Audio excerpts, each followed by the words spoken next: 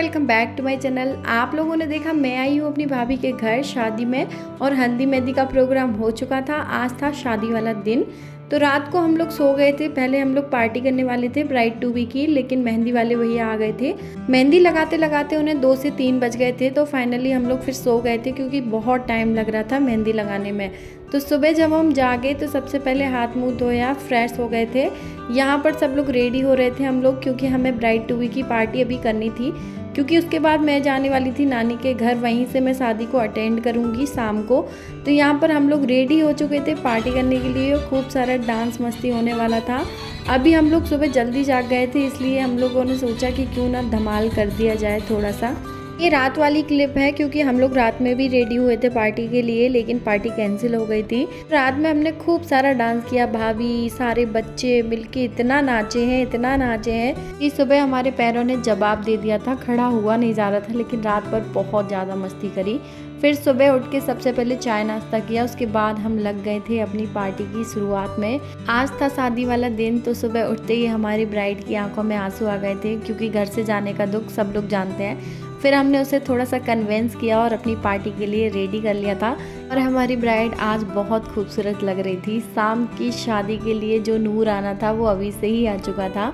और हम लोगों ने यहाँ पर भी खूब सारा डांस किया। सबसे पहले हमने अपनी ब्राइड को ब्राइड टू बी का टैग पहनाया, क्राउन लगाया और फिर खूब अच्छे अच्छे गानों पे डांस किया। ये पल बहुत याद आने वाले थे। देसी शादी में वेस्टर्न टच तो थोड़ा सा बनता है।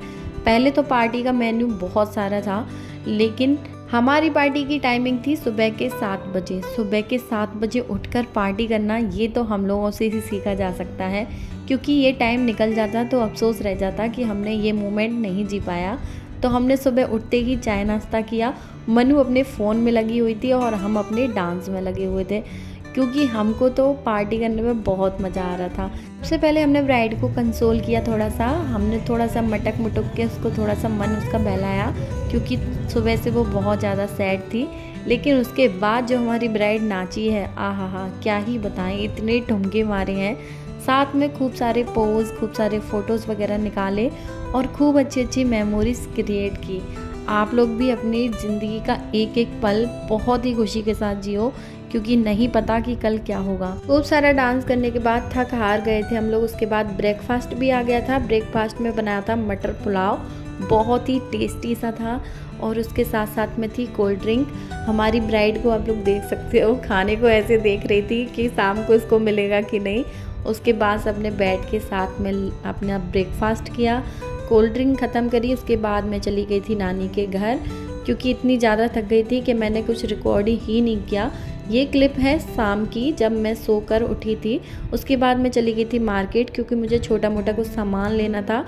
साड़ी के मैचिंग की चूड़ियाँ लेनी थी, क्योंकि जो चूड़ियाँ मैं लेकर आई थी वो बिल्कुल भी मैच नहीं कर रही थी। तो सबसे पहले मैं गई चूड़ियाँ खरीदने के लिए। उसके साथ साथ मैंने नेल पेंट वगैरह छोटा मोटा सामान भी ले लिया था। उसके बाद हम लोग चले गए थे पार्लर, क्योंकि इतना ज़्यादा लेट हो रहा था। तो मैंने सोचा क्यों ना मैं हेयर स्टाइल बनवा के जाऊँ, जिससे मुझे मेकअप करने में थोड़ा सा आसानी हो जाएगी। तो यहाँ पर मैं भैया के पास पहुँची, जहाँ से मैंने हेयर कट लिया था पिछली बारी। भैया का नेचर और भैया का काम मुझे बहुत पसंद आया था, इसलिए मैं दोबारा भी उन्हीं के पास गई और उन्होंने बहुत ही अच्छी अच्छी हेयर स्टाइल मुझे बताई। मेरे को बहुत पसंद आई, तो उनमें से मैंने एक चूज़ कर ली थी और मैंने फाइनली हेयर स्टाइल कंप्लीट करवा ली थी और मुझे बहुत अच्छी लगी। उसके बाद जल्दी से घर गई, फटाफट से रेडी हुई। हेयर स्टाइल बनवाते बनवाते मुझे 5 से 6 बज चुके थे। घर आकर जल्दी से जैसे तैसे करके मैं रेडी हुई।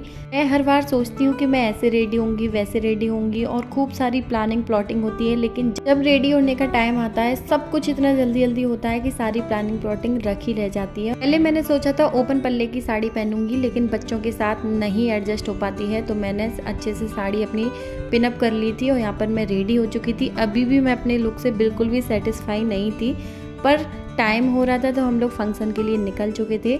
आज था शादी वाला दिन, सारे लोग पहुंच चुके थे और लोकेशन इतनी अच्छी थी कि मैं आपको क्या ही बताऊं। ग्वालियर का सबसे अच्छा बैंक्वेट हॉल था जहां पर आज हम गए थे। शादी इतनी ग्रैंड हुई थी, आप लोगों को बता नहीं सकती, ग्रैंड वेलकम था, सारी चीज़ें एस्थेटिक थी, हर चीज़ चुन चुन के की गई थी, बहुत ही अच्छा था। हम लोग इतने लेट हो चुके थे कि ब्राइड की एंट्री होने वाली थी स्टेज के लिए। यहाँ पर सब लोगों ने एक एक करके फ़ोटो खिंचवाए। जैसे ही ब्राइड की एंट्री होने वाली थी उसकी नोज रिंग का कुछ इशू हो गया था, जिसलिए हम लोगों ने नथ बदल दी थी, दूसरी नोज रिंग पहनाई गई। थोड़ी देर तो ऐसा लगा कि कैसा लगेगी, लेकिन बहुत ही सुंदर लग रही थी। इस वाली नोज रिंग ने तो लुक में 4 चांद लगा दिए थे और हमारी ब्राइड आज बहुत खूबसूरत लग रही थी। आप लोग भी देख सकते हो, कमेंट में बताना ब्राइड का लुक कैसा लगा। फाइनली वो मोमेंट आ गया था जहाँ कांपते हुए हाथों से और धीरे धीरे चलते हुए पैरों से हमारी ब्राइड जाने वाली थी अपने दूल्हे राजा के पास। बहुत ही इमोशनल, बहुत ही अच्छा मोमेंट था। उसके बाद आंटी अंकल को देख के तो ब्राइड की आंखों में और अंकल आंटी की आंखों में आंसू आ गए थे, क्योंकि हर माँ बाप का सपना होता है अपनी बच्ची को दुल्हन बने हुए देखना, और इतनी सुंदर दुल्हन देख के तो हर किसी की आंखों में आंसू थे। बहुत ही सुंदर एंट्री होने वाली थी दुल्हन की। सबसे पहले एंट्री हुई दोनों बहनों के साथ में, उसके बाद भाई लोग आ गए थे। फूलों से सजी हुई चादर देख के बहुत ही सुंदर लग रहा था, सभी भाई बहुत खुश थे और दुल्हन की ग्रैंड एंट्री होने वाली थी।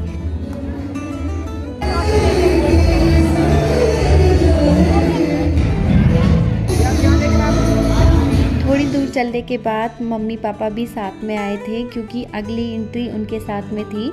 वही दूल्हे राजा को दुल्हन का हाथ सौंपने वाले थे, तो सामने से चलकर दूल्हे राजा आ रहे थे, उधर से दुल्हन को लेकर उनके मम्मी पापा जा रहे थे। बहुत ही सुंदर मोमेंट था और सबको देखकर इतना अच्छा लग रहा था।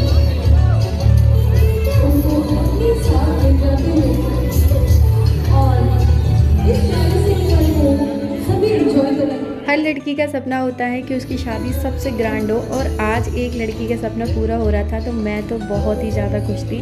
जब भी मैं दूल्हे दुल्हन को देख रही थी मुझे एक अजीब सी खुशी हो रही थी।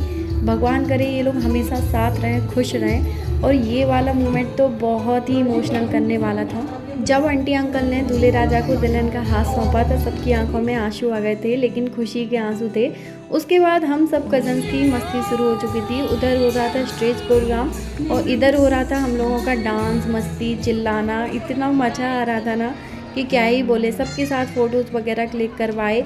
उसके बाद चले गए थे हम लोग खाना खाने के लिए। तो भैया पेट पूजा भी तो ज़रूरी है, और इस बुफे में ऐसी कोई भी चीज़ नहीं थी जो हो ना। खाने की इतनी सारी वैरायटीज़ थी कि आपका देख के ही पेट भर जाएगा।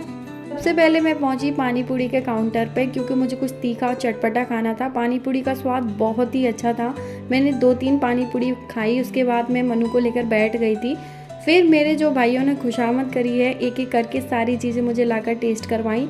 बहुत ही अच्छा खाना था। इतने सारे भाई बहनों की बड़ी बहन होने के फ़ायदे तो बहुत सारे हैं। तो मैंने बहुत अच्छे से खाना खाया। उसके बाद मैं चली गई थी घर। सोचा था मनु को सुलाने के बाद वापस आ जाऊंगी, लेकिन नहीं आ पाई। मिलते हैं नेक्स्ट व्लॉग में, तब तक के लिए बाय।